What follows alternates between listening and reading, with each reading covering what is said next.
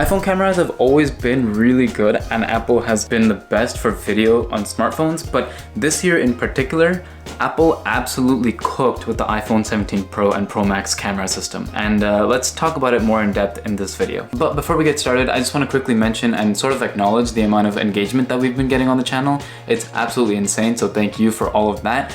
Subscribe to see more if you're enjoying this, and now let's get on with it. So like in previous years, Apple has stuck to a triple camera system array on the back, and the only thing that's stayed the same is that and the ultra-wide camera. Those have kind of stayed the same. Besides that, everything is kind of an upgrade. So the telephoto lens, the main lens, and the selfie camera is probably the biggest upgrade. So let's start with that.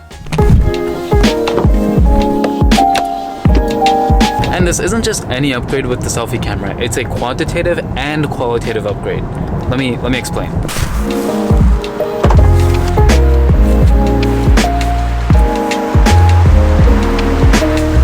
Okay, so what I mean by quantitative is that the front-facing camera, basically it got an upgrade from being a 12 megapixel sensor to an 18 megapixel sensor.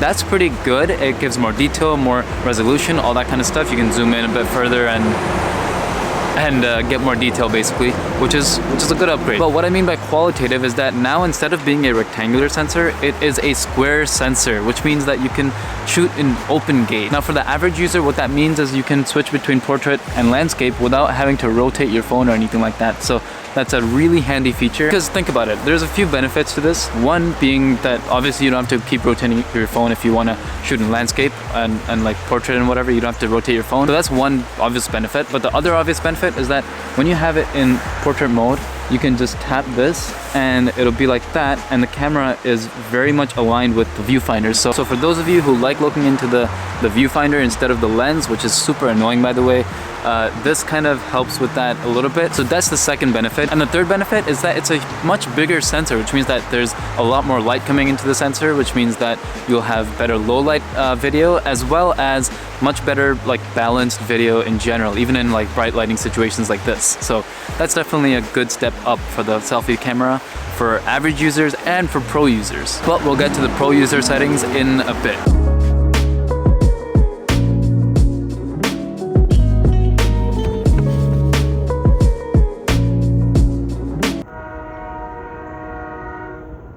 Train going by, but in addition to the fact that you can have better picture quality basically from the front-facing camera now, you also have better stabilization because it's a bigger sensor, so it has more space to like move around and stabilize the image. So here, let me give you an example. I'm going to start recording and just walk around here and sort of just not really be careful with it. But yeah, there's a cool train going by. Maybe if I like, you know, like run a bit, I'll probably look like a dork or something. But yeah, like the stabilization is pretty good here compared to other front-facing cameras. Now, speaking of which, let me compare it to the S25 Ultra here that I have. Okay, so this is the stabilization test between the iPhone 17 Pro and the S25 Ultra.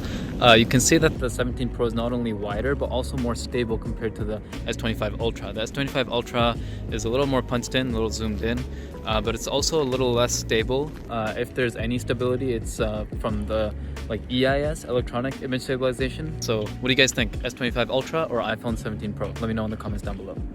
So yeah, not only is the image more stable, but you also have this really cool feature here where if I turn this on, it's called dual capture, where it captures the front, like from the front facing camera and the rear facing cameras at the same time. So this is sort of what it looks like. You can see my reaction to whatever I'm looking at, like these nice fall colors. Oh, look at that tree, it's pretty nice.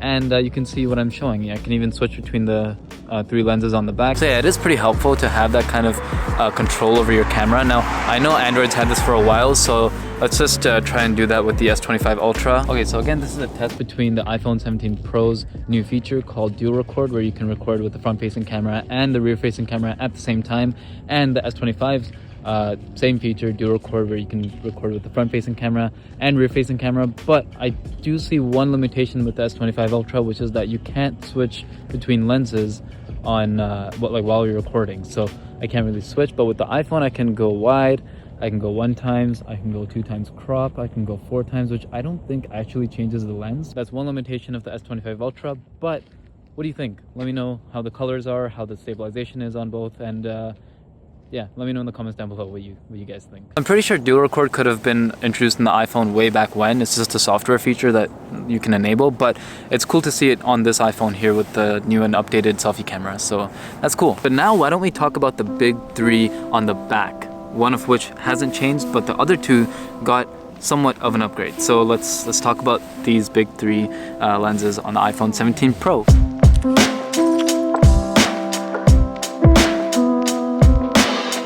So let's talk about these three big lenses on the iPhone 17 Pro and Pro Max. Now, the big thing this year is that all three of these lenses are finally now 48 megapixels. So it's consistent across all three lenses, which is great. Now, the way that I would go about this is to divide it into two categories, the software and the hardware. So we already sort of touched on the hardware. They're all 48 megapixels with one being 1 times, which is a 24 millimeter equivalent. One is a 0.5 times ultra wide lens, which is equivalent to a 13 millimeter.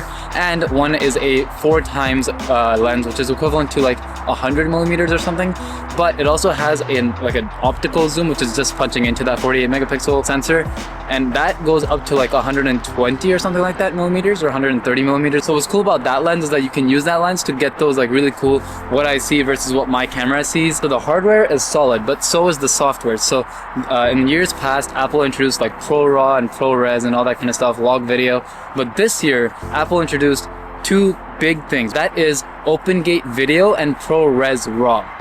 Yeah, there's RAW video on a smartphone now. That's insane to think about. Now, I didn't know what RAW video was for the longest time, and just briefly explaining here, basically what it is that you can shoot RAW video and then in post you can change all those settings. Really cool to see in a smartphone to have RAW video. Now, OpenGate is what I explained with the front-facing camera. And basically, you can use the full sensor size of these three cameras on the back to like kind of take advantage of the full sensor size instead of like it being cropped to a 16:9 or a 9:16 sort of aspect ratio. You can use the full sensor, which is great for the flexibility you get with it. So the solid hardware combined with the solid software really makes this camera system on the iPhone 17 Pro and Pro Max a solid option this year. I think it's one of the best, if not the best, for an overall sort of pocket camera. I think it can even replace like B cams and like point and shoots for sure. Mirrorless cameras, maybe if you use it right, but this is my Sony ZV-E10, and let's just do like a quick comparison between the two. So this is the Sony ZV-E10 and this is my iPhone 17 Pro.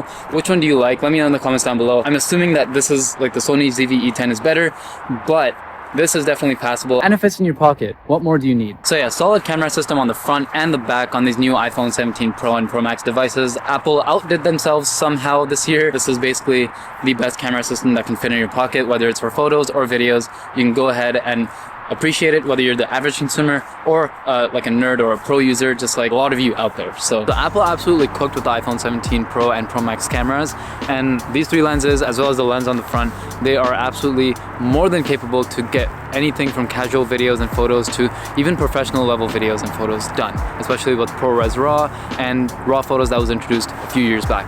But you might be thinking, what is this thing on the back of my iPhone? Well, this is a detachable MagSafe sort of camera mount for your phone, and it's by a company called JJC. I'll have it linked down below, but it's basically a remote shutter in the shape of like a camera grip, which is super cool. But it has its own like detachable shutter that you can take around with you anywhere. Not only that, but this camera grip accessory also doubles as a stand when you pop this out. Like, it's really cool. You can put it in landscape or portrait mode, and to top it all off, you can put this into portrait mode for all those portrait like TikToks that you want to make or whatever. It's really convenient in that way as well. I'll leave a link to it down below. Check it out if you're interested. But is the iPhone 17 Pro the best pocket camera? Based on my experience with using it for a couple months now, I think so. But I turn the question over to you. What do you think of the iPhone 17 cameras? Are they good enough for your usage, or do you still need more out of your smartphone cameras? Let me know in the comments down below. Leave a like if you enjoyed and subscribe to see more. Thank you for watching, and I'll see you in the next one, and until then, watch one of these two videos that YouTube recommended. Bye.